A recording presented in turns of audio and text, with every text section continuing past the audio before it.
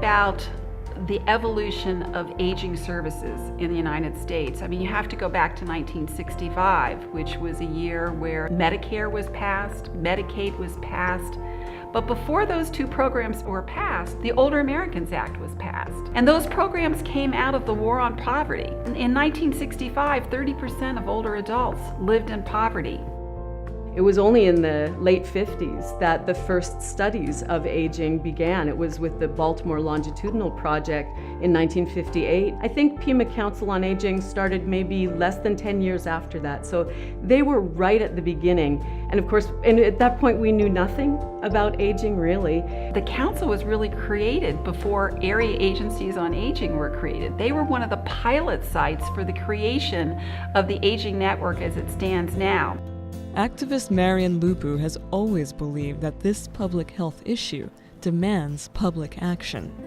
Almost 50 years ago, she founded the organization that would become the Pima Council on Aging. When I started, our only service was one nursing home in the community.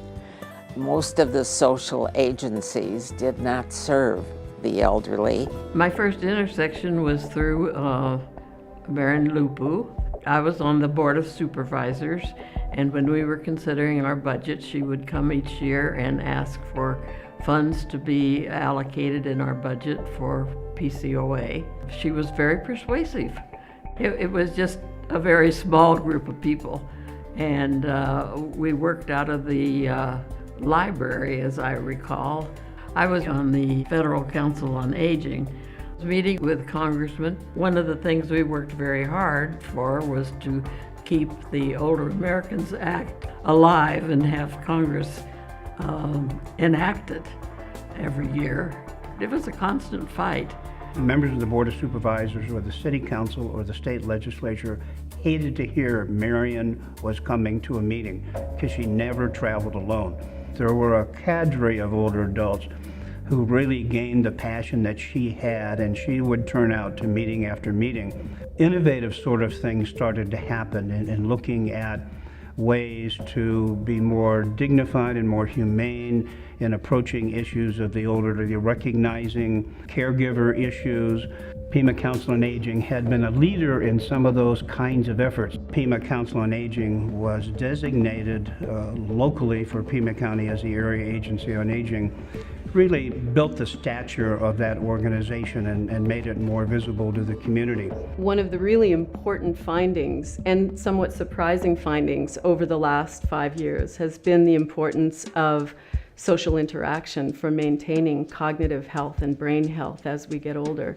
One of the great things that PCOA is doing now and has done for many years is to break through that isolation, to help people to connect and stay connected. What we're learning from research is how important that is in maintaining brain health. The Older Americans Act is still really the cornerstone for most of the programs that PCOA provides. So the funding coming from the federal government through the Older Americans Act is the foundation. I think at the federal level, they started looking at how people could take responsibility themselves for some of their health care, ways that people could address their chronic diseases or prevent those chronic diseases from happening in the first place. We also started looking at not only how we could support people in their home, but doing more preventative kinds of services. Evidence-based health promotion, disease prevention programs. And it's also trying to balance ongoing programs, keeping that safety net of services there, while at the same time looking at what change needs to happen. One of the things I've learned and really learned from Marian was that PCOA could not do it by itself.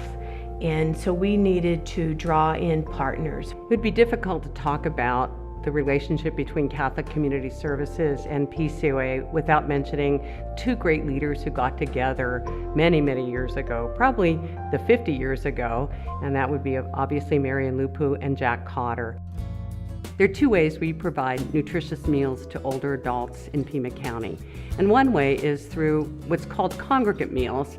And basically that means a group of folks having a very great lunch together.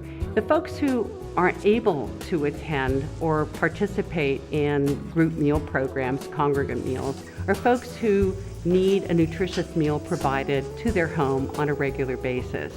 And what's important about the model that we collaboratively work on with Pima Council on Aging is the fact that our drivers not only provide food to the individual, but attempt to form a relationship and a safety check, if you will. And one woman had experienced a fall, and she had been laying on the floor for almost a full day.